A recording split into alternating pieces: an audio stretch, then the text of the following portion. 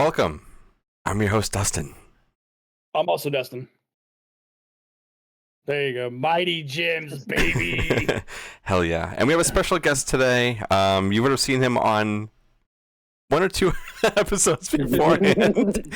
But we're still in the same time pocket as we have been the last 3 episodes.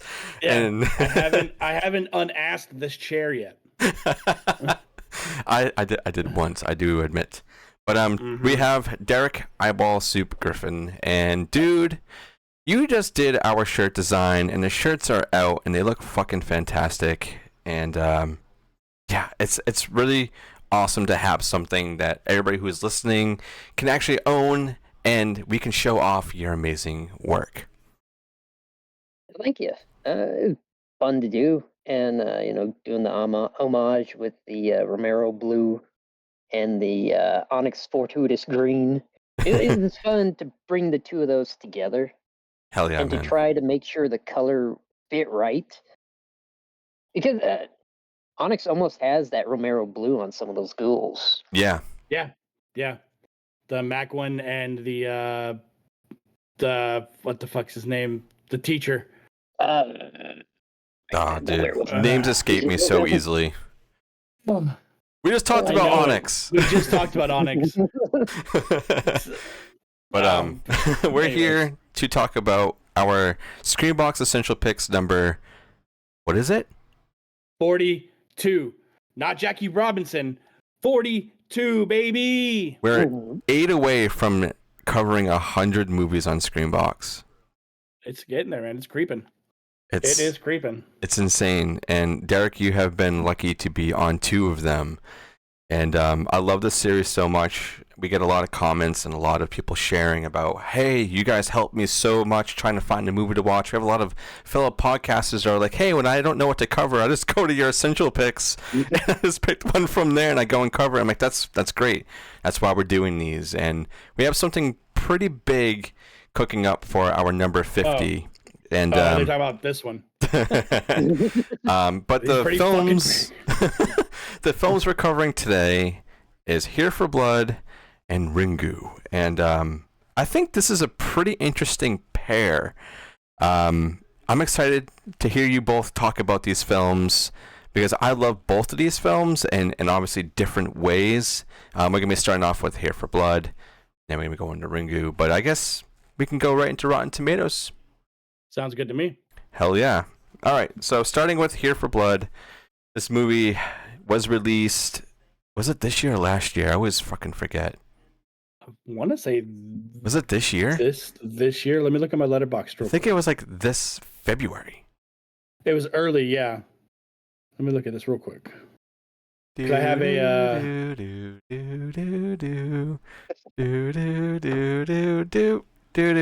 Don't claim us. It's not on... It's not on my 2024 watch list. Was it last year? Last year. I think it was last year. Like late. It had to been very end then, if that's the case. I'm on Rotten Tomatoes. I'm trying to find it, but December, it's not giving me a release date. Oh, no. It was this year, February 9th. Oh, wow. Well, time is wild. And I'm adding that shit to my 2024 watch list, okay? Do it.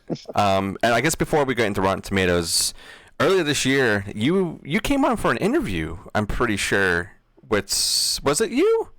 No, I wasn't on. No, I didn't do the Sean Roberts one with you. I think it was just you. Huh. I did another one. I thought you were on there with me. But regardless, I did a couple interviews. Yes. With Michael. Yes. With Michael, yeah. So we did a couple interviews this year with this, and it was fucking fun. Sean is a blast, and dude, just hearing him talk about this film and his love for it was great. But I digress. Let's go into Rotten Tomatoes. Critic score, we're going at 9 reviews. Derek, what do you think it's sitting at? Critics?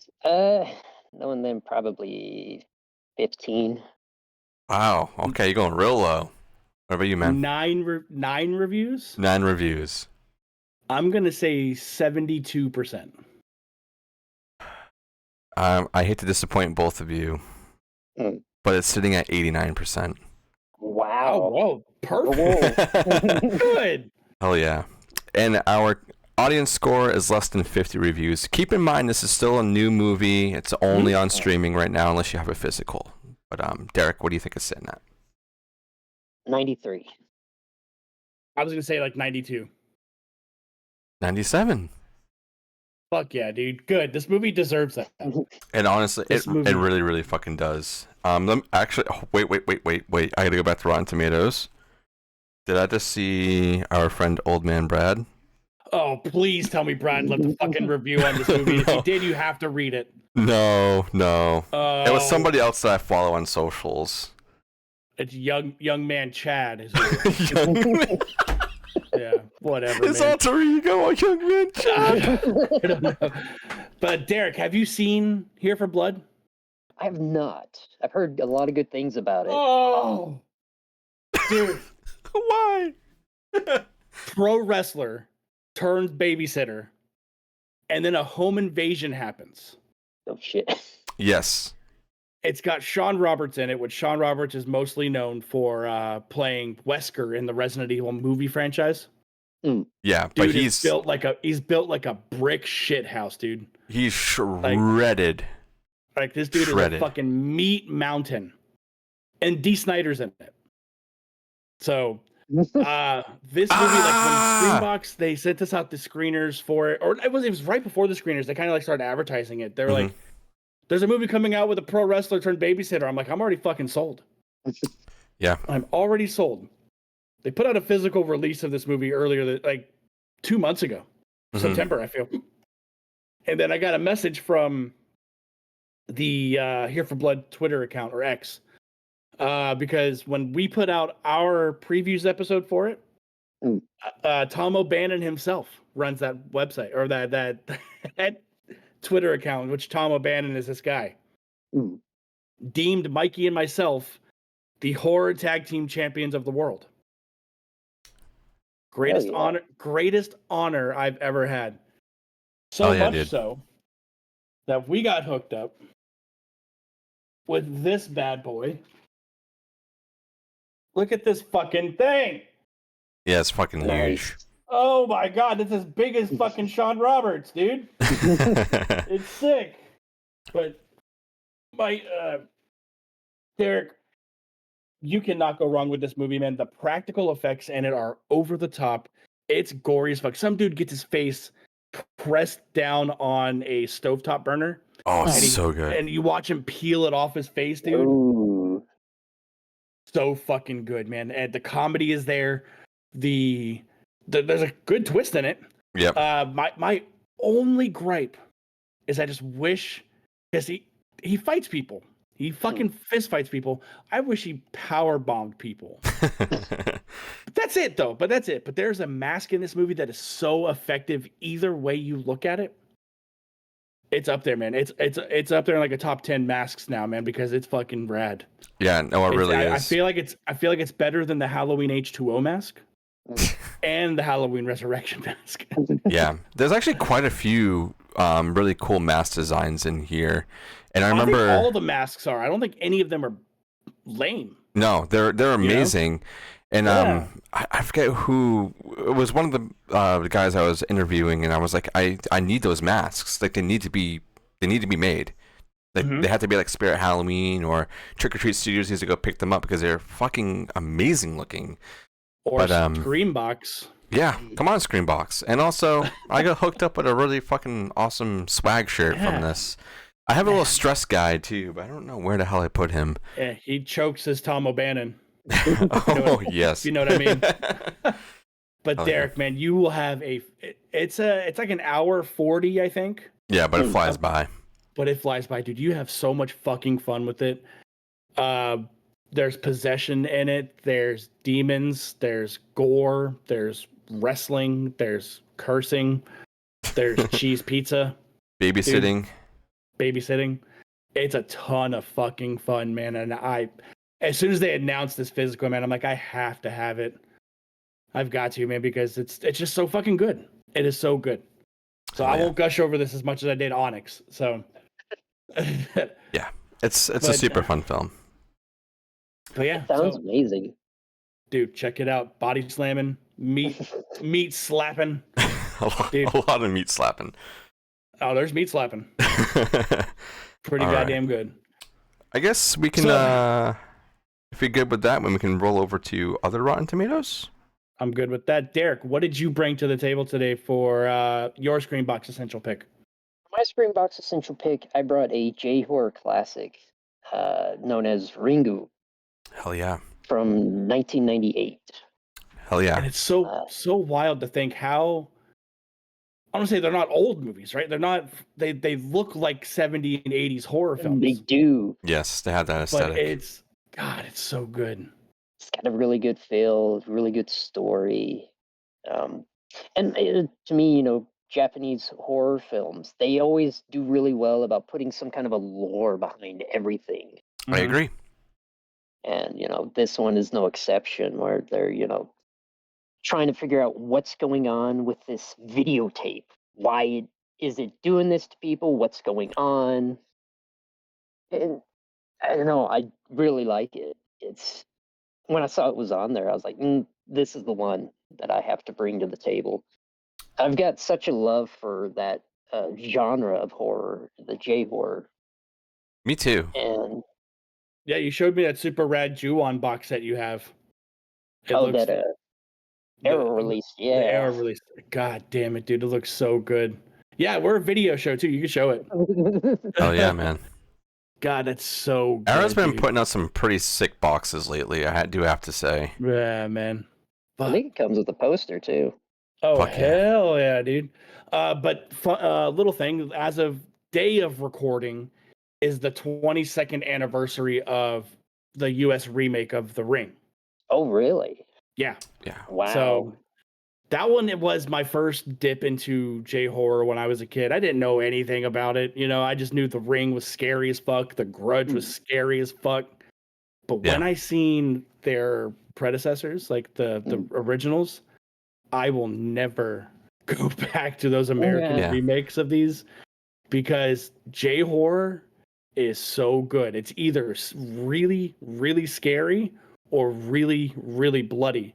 Yeah. Because we were just talking about J-horror off air. Like, we just did Signal 100 on the show, and it fucking slaps. Battle Royale slaps. You know, what was the Devils? Oh, yeah.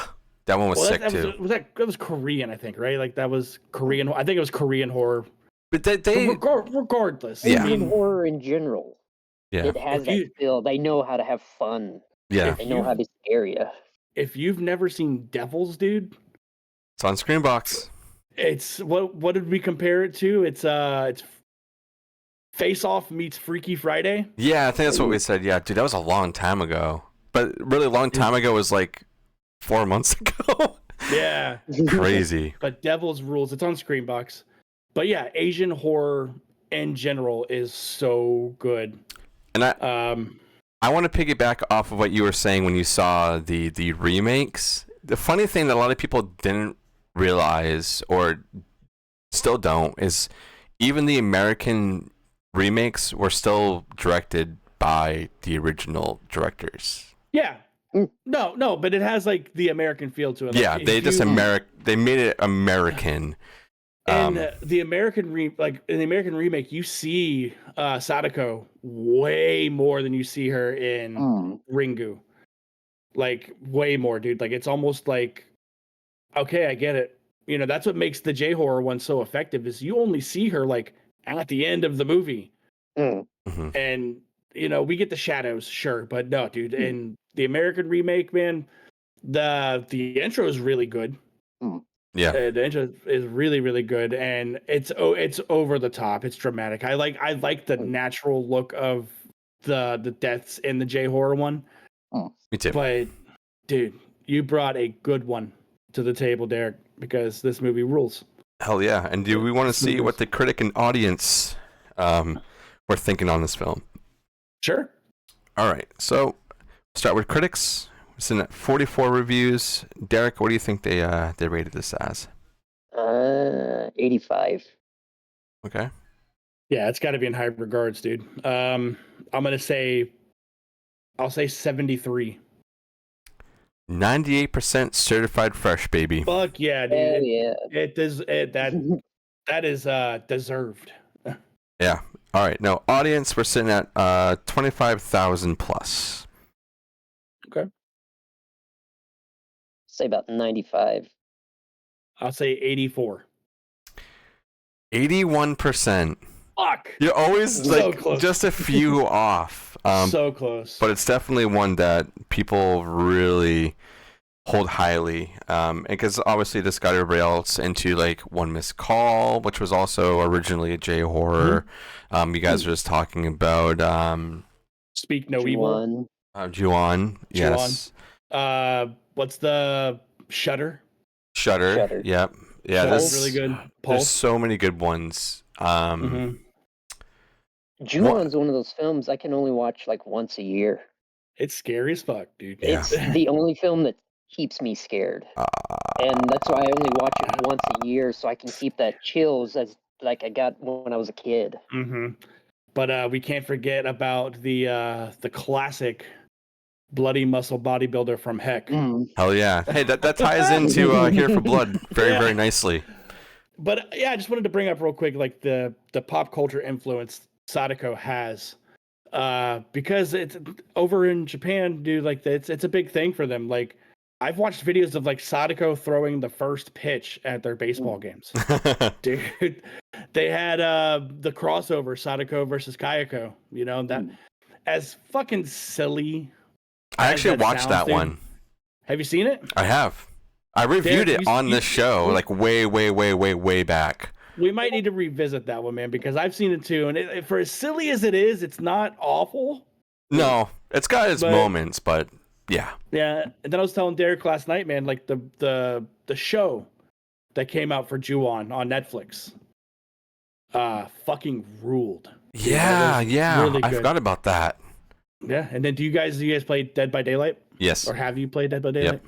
I do not, but I've watched people play it. The Onryo is a killer in Dead by Daylight. This is going to a fighting game, but it's completely, taking from her, is Killer Instinct with Hisako. If you guys ever played Killer Instinct, the remake, like, great. Yeah. But in Dead by Daylight, they have what they call moris, which are like, they can kill the survivor. Instead of you get hooked 3 times, but if you want to kill them with a mori, it's cinematic. And Sadako's mori is she picks them up with her power, and it zooms in on her fucking eye. So awesome. It's like that, like how she looks in the movie, dude. And they fucking twist. And Yaochi, I think is his name, the little boy in this movie, is an adult in the game. Hell yeah, dude. So it's pretty cool. They brought in lore and shit like that, dude. So no, I love these J horror movies, man, and I can never get enough of them. Yeah, and SCREAMBOX has a ton. You said how she's a cultural icon and stuff. Yeah, Sadako, but there's even manga of That's so sick. Shit. What? That's yeah, dude. They she's serious business over in Japan, man. But and then last thing I'll bring up, dude, it's real quick. I made a TikTok a while back. My wife brought me home a stack of tapes from this thrift store she went to, and she got me Muppets Take Manhattan. I was like, fuck yeah, dude. Open up the sleeve and it's a blank tape. I'm like, I don't know if I want to watch this. Turn off all your phones. I'll pass. Yeah, unplug all your phones, connect yourself from any of the services you have, and yeah, that's it. But yeah, this is a great one. If you haven't seen it in a while, go watch it. If you haven't seen it at all, I guarantee this is gonna mess up your night, in a good way, or a bad way, depending on your headspace. But yeah, this movie, every time I go back to it, it's got such great vibes. It's so creepy. The camera work is great. It's gritty. It's not perfect, and that's what I love about it so much. Is it has like that old aesthetic to it, and it just puts you right in that world. And it's just like, oh, I feel bad for these people, but you also feel bad for her because you learn about her story and everything. It's dude, when you watch great. your stepdad go whack the back of her head with that fucking log, man. Oh yeah, dude. But yeah, Dustin, what we gotta do to get out of here, man? Well, we got a lot of things going on. We said okay. earlier, we have our new shirt out. If you guys want one, just go ahead and send us a DM on any of the socials, or if you're on our Patreon, you can DM us there as well. You guys get a little bit of a discount on the shirts. And also, if you want to support us financially, other than getting a shirt, you can go ahead and subscribe to our Patreon for $1 a month, and you get all of our episodes for the week coming out a week early.